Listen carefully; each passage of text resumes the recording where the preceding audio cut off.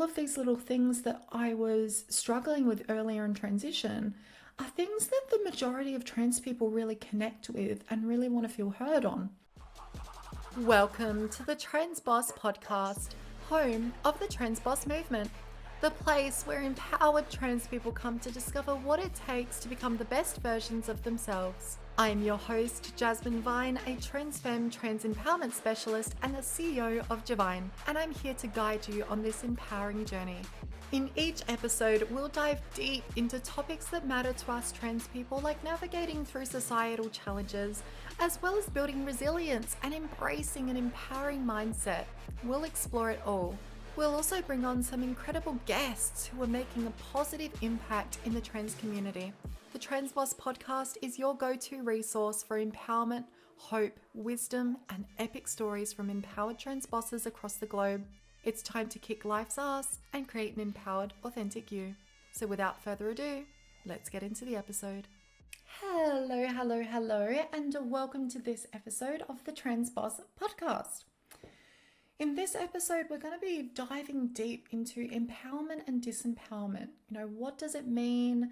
And really, this is important to understand, because if you don't understand this, then you're just going to be running off the default settings. You're going to be traveling on the same road that you are right now, which likely you want to make some changes to. We're just going to jump straight into it. I want to first talk about disempowerment. So what disempowerment is really being at effect, which means I am at the effect of, other people or things or, whatever around me. I don't have the control of my own life. I'm at effect of other people. So there's a whole lot that comes under this. It's, generally it's focusing on what we're out of control in, like what's out of our control. And it's really just running off the default settings. And if we run off the default settings, we need to understand that those settings are encoded from our younger years, our experiences, our, traumas, all that type of stuff. They encode our settings in our unconscious mind for how we behave in the now and in the future. So if we're just running off of those settings, we're going to be triggered a lot. We're going to be, thinking things that aren't helpful. We're not going to be getting towards our goals or where we want to be in life. So really, really important stuff to understand. Some examples, like disempowerment looks like not taking responsibility for things. So in general, it's, it's pointing the finger at other things. They made me this way, or, it's blaming, it's complaining, it's justifying. If only they didn't say this, or if only this system was this way, or, if only we were in a socialist society and not this capitalist. It's pointing the finger essentially and blaming other things for how your life is. And I just want to make the distinction here that I don't mean that those things don't affect you. Absolutely. But if we're focusing on that, another core understanding we need to have is that where we focus is where we're putting our energy, and where focus goes, energy flows. So we need to be aware of that. So it's blaming, it's complaining, it's saying, oh my gosh, I'm so sick of this, I hate that this is like this, or yada yada yada, justifying. It's like, yeah, but if they didn't say that, then I wouldn't feel this way, or if this system wasn't like that, justifying how you're feeling and how you're behaving. Some verbal tip-offs, you've probably picked up on some of those, but it's very much like the they made me feel, it always happens to me, it'll never work out, I'm too blah, too stupid, too unintelligent, too this, that, or the other, fill in the blank. All of that type of stuff, and we're getting into beliefs there as well, is very much a victim mindset. It's very much, I don't have control over my situation, all these other things are affecting me.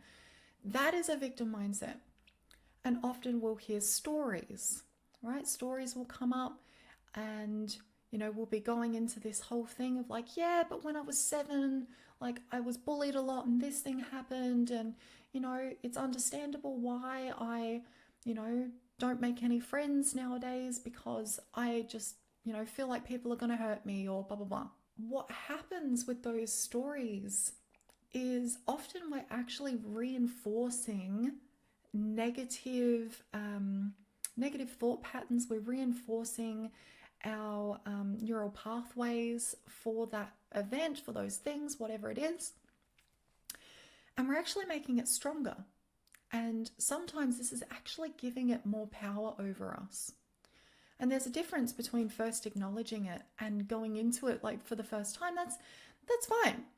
But if we continuously go back into that story and we take beliefs from it that don't help us, people don't like me, people always hurt me, or, I'm not good enough to be loved, or, I'm not worthy of love. All of these types of things are disempowering beliefs. You'll often hear them referred to as limiting beliefs. They're things that limit you, they're things that disempower you, they're things that stop you from living your life to your fullest potential. So that's really what disempowerment is all about. And what happens when we go into this is we feel out of control of our lives. We feel like everything is out of our hands, like we just have to have some sort of miracle happen for us to live the life we want to live. Part of this as well, especially with the belief side of things, I'm not worthy of love. Let's go down that route for a minute.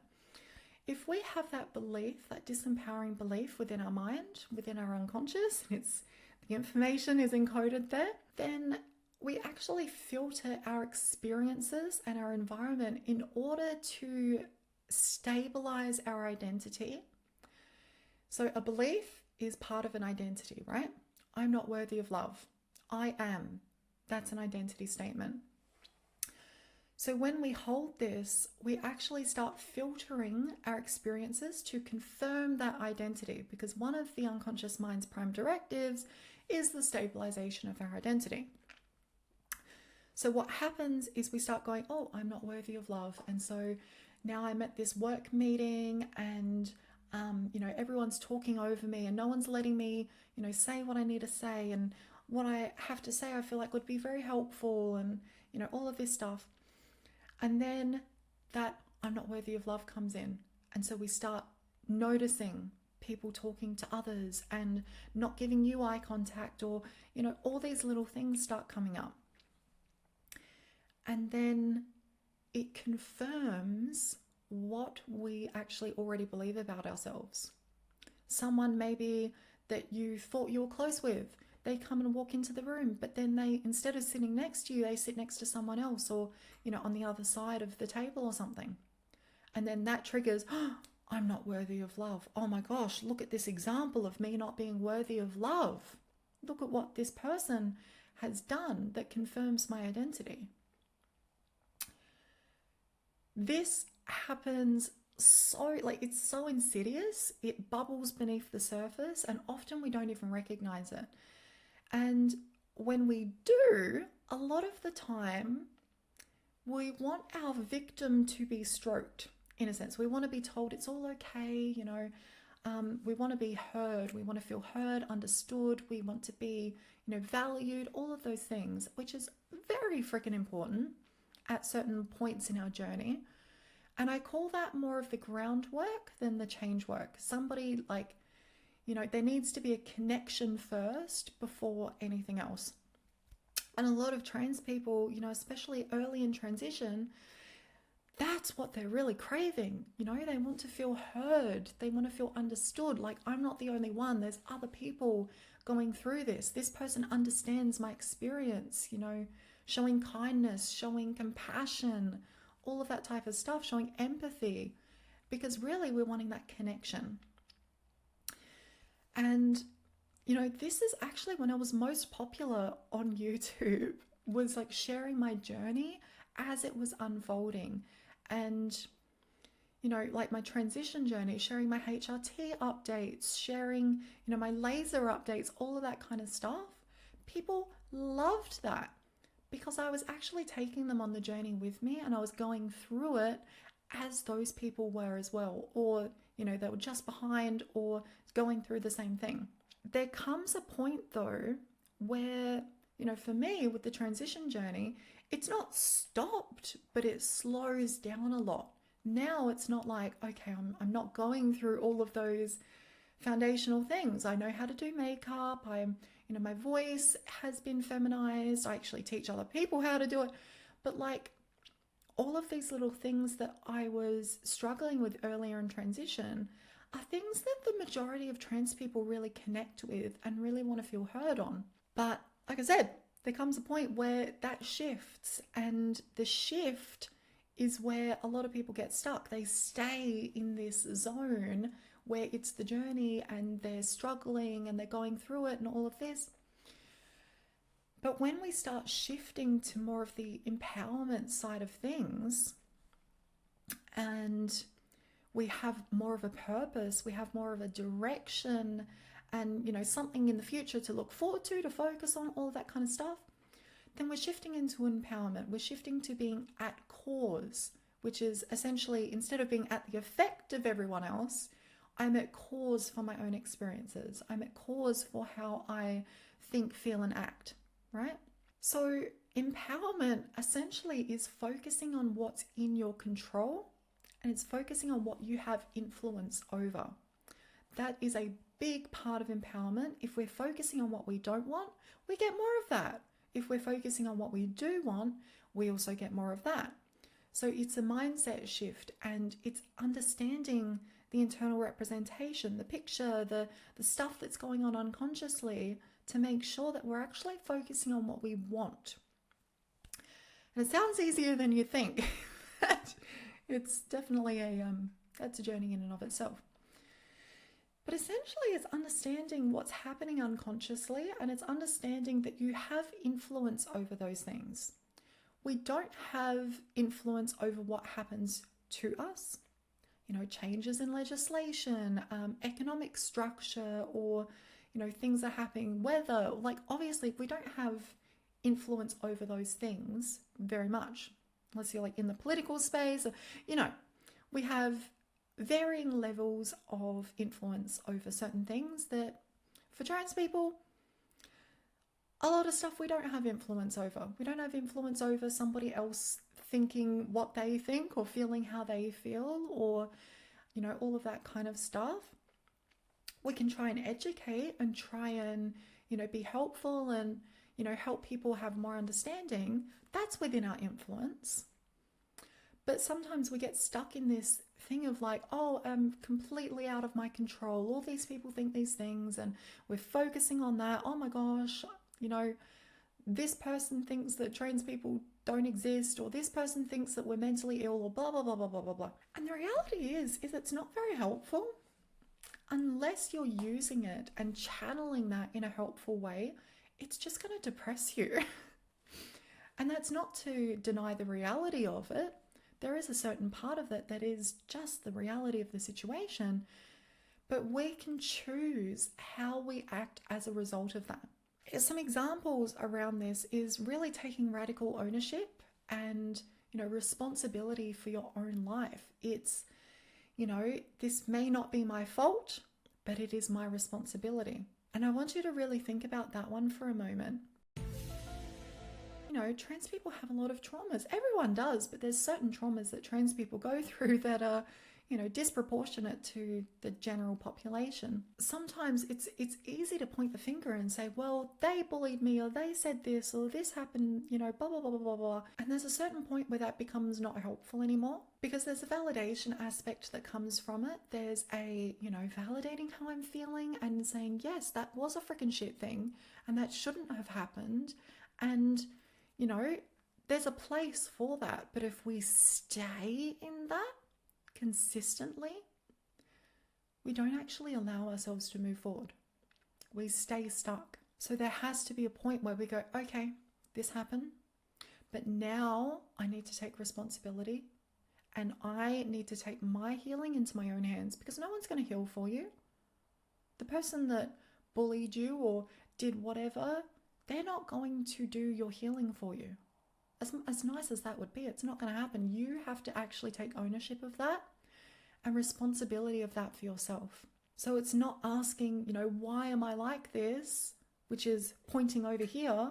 It's asking, how can I be like this, which is pointing to the future and focusing on what's helpful to you. And that is honestly the core of anything that I talk about, anything around these topics is it helpful or is it not? Being a victim, is it helpful? Not really. It doesn't make me feel good, right? There's the reality of the situation where certain things are out of our control, legislation about, gender affirming healthcare, all that kind of stuff. That's over here, it's doing its thing, right? And that is a perfect example of a victim kind of situation. That's a genuine thing. I'm victimized by this freaking legislation that is affecting my life. But what good does it do me to feel like a victim? And from my perspective, it doesn't do any good. It really doesn't help move me forward. It actually keeps me stuck and makes me feel like shit, which then keeps me more stuck. So I prefer to really take ownership of what I can control and go, okay, that's a thing that's happening over here.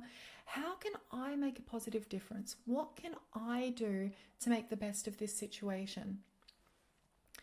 And an example from my childhood is I went through a lot of bullying, so much freaking bullying. And over a very long period of time, from literally kindergarten to when I dropped out of school at 17, that had a massive effect on me. And for a long time, I was in this victim mindset, blaming everyone else. If only society, wasn't so freaking stupid. If only they didn't think this, or if only their parents were blah, blah, blah, blah, blah, blah, blah, blah. Did that change anything for me? Not really. And the reality is what's happened has happened, and it can't happen any other way because it freaking didn't. It's happened, it's there, and that's not going to change. What can change is how we think, feel, and act about it, and what we do in the now and in the future. So I chose to take my bullying and experiences around that, and I chose to turn that into something that can empower other people. I chose to go, okay, this happened. I'm going to process the emotions and, the feelings that come along with that. I'm going to process the traumas. I'm going to look at the beliefs, the meanings that I've created out of that, because that's going to happen. It's natural. People don't like me. I'm a freak. I shouldn't have been born. I'm not supposed to be happy. I had all sorts of things going on as a result of the bullying and, all sorts of other things. So I had to process through all of those things. And when I did that, I got to a point where I can now say, you know what? I can change my mindset so drastically on that I'm actually grateful for my bullying, because that happened in the past. I can disconnect from that now and go, okay, this is the now, this is the future. How can I actually turn that into something that empowers people? How can I turn that into an advantage? How can I turn it into something that I'm even grateful for? And I truly am. Because if I didn't have those experiences, I wouldn't be able to inspire young trans people that are experiencing a similar thing.